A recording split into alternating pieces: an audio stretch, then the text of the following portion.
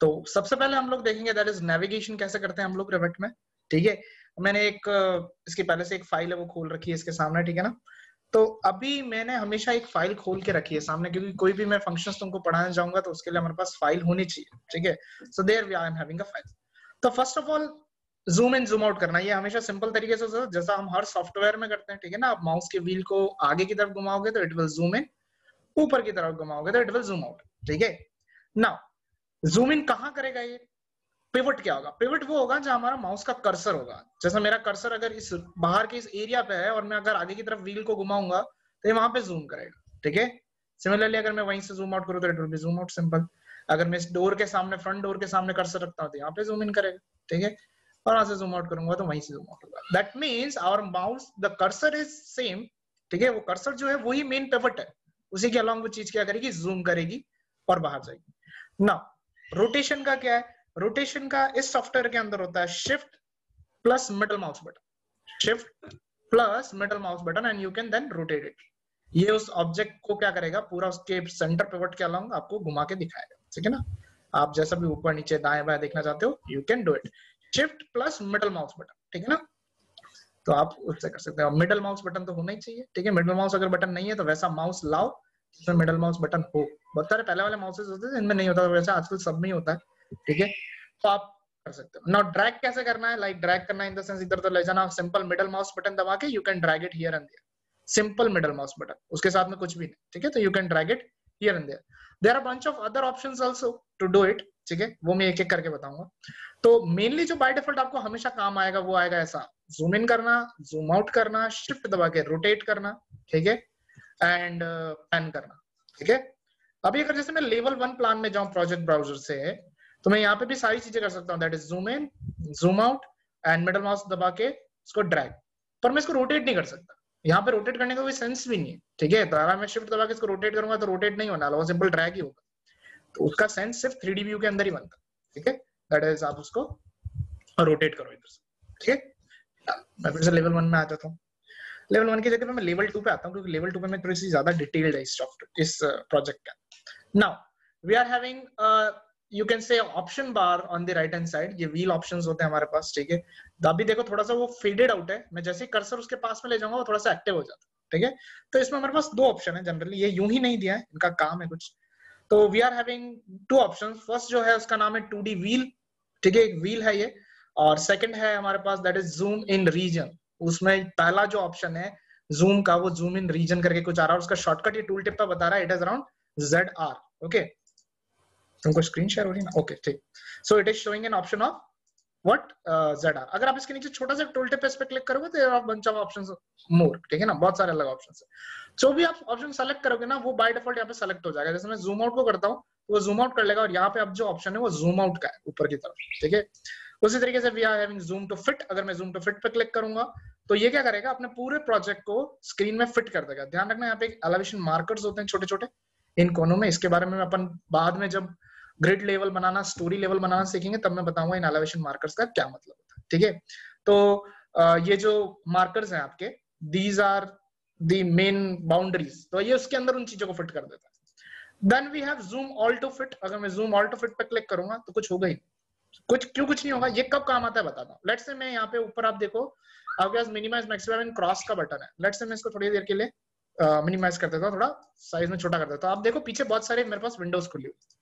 तो मैंने आपको पिछले लेक्चर्स में बताया था कि अपन इसको टाइल्ड कर सकते हैं। टाइल्ड मतलब इन सारे विंडोज को एक जगह पे इकट्ठा कर सकते हैं, ठीक है। उसके लिए या तो व्यू में जाके वी आर हैविंग इधर टाइलिंग ऑप्शन, और नहीं तो आप लोग सिंपल WT दबाओगे ना तो टाइल्ड हो जाएगी। फिर अभी आप देखो सब क्या है, जूम आउट है, सब अपनी अपनी जगह से खिसकी हुई है। तो आप इस कर्सर में यहाँ आके अगर आप जूम ऑल टू फिट करोगे ना, जूम ऑल टू फिट का जो हमारा शॉर्टकट होता है वो होता है ZA। जो पहला कैरेक्टर है Z का वो Z हो गया, जूम का सॉरी Z, और ऑल का A। तो अगर मैं इधर आके ZA करूंगा सबके सब अपनी जगह पे जाके फिट हो जाएंगे, ठीक है। तो ये इसमें काम करता है, ठीक है। तो अभी हाल फिलहाल के लिए मैं फिर से मेरा लेवल प्लान पे चला जाता हूँ और मैं ZF दबाता हूँ। दैट इज ZF किसके लिए? जूम फिट के लिए। Z जूम के लिए और फिट का F। अगर मैं ZF दबाऊंगा तो ये उसके अंदर उसको फिट कर देगा, ठीक है ना। तो इस तरीके से आप शॉर्टकट्स ले सकते हो। ZF हो जाएगा, ZA। वैसे ज्यादातर आपका ZF काम आएगा। और एक दूसरा जो काम आएगा वो होता है हमारे पास जूम शीट साइज। अगर मैं शीट साइज ओपन करता हूँ तो देखो कुछ इस तरीके से ये हमारा फिट हो गया। मैं फिर से एक बार जूम शीट है ना, तो इस बार इसका शॉर्टकट क्या हो जाएगा, ZS।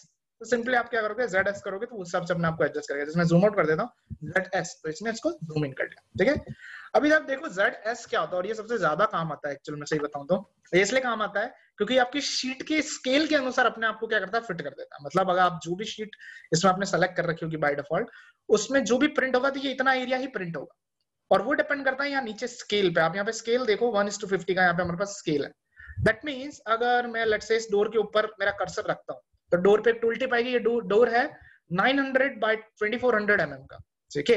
900 बाय 2400 mm का हमारे पास क्या है, ये मतलब 900 mm हमारे पास ये विड्थ है, और 150 का स्केल है। तो 900 को अगर मैं अराउंड 50 के साथ डिवाइड करूंगा, it will approximately come to 18 और 19 समथिंग, मतलब अराउंड 2 सेंटीमीटर समथिंग हमारे पास ये डिस्टेंस आएगी। तो जब आप पेपर पे इसको प्रिंट करोगे तो this thickness will correspond to around 2 centimetre. अब आप स्केल लेके मॉनिटर पे उसको देखने मत लग जाना कि एक्चुअल में 2 सेंटीमीटर है कि नहीं, ठीक है, क्योंकि मॉनिटर अलग तरीके से काम करता है, हमारा जो होता है वो पिक्सल के बेसिस पे काम करता है। But when you print it to this sheet, आपके पास इतना ही प्रिंट होगा, ठीक है।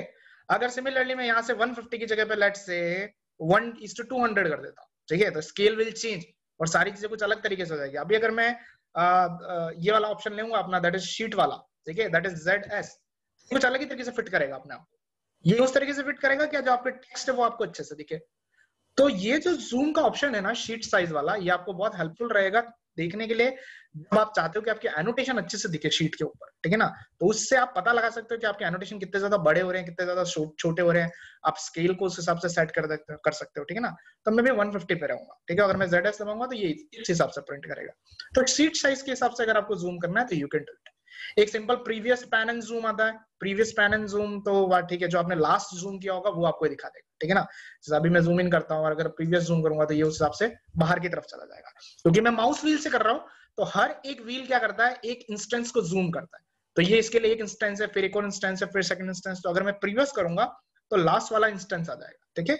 और अगर आप कोई कमांड यूज करके कर रहे हो तो it will be like this. ऊपर यहाँ पे हमारे पास एक व्हील आता है, दैट इज 2D व्हील। अगर 2D व्हील पे क्लिक करो तो आप देखो अपने माउस के साथ में एक व्हील चल रहा है, ठीक है। इस व्हील को आप क्या कर सकते हो, घुमा सकते हो इसके ऊपर। अगर आपको पैन करना है तो पैन पे क्लिक करके रखो और आप उसको मूव कर सकते हो इधर।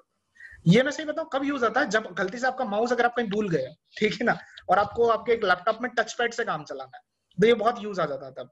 अब इसे पैन पे क्लिक करके आप इसको कर सकते हो। नो डाउट इसके लिए प्रैक्टिस चाहिए थोड़ी सी, ठीक है। और जूम पे क्लिक करके आप ऐसे जूम इन क्लिक करके ही आपको माउस को ऊपर नीचे ले जाना है। आगे ले जाओगे तो जूम इन होगा, पीछे ले जाओगे तो जूम आउट। ध्यान रखना जहां आपका माउस होगा वहीं जूम होगा। ये अगर मेरे को यहाँ लाना है तो यहाँ लाके जूम पे क्लिक करके रखूंगा, ठीक है।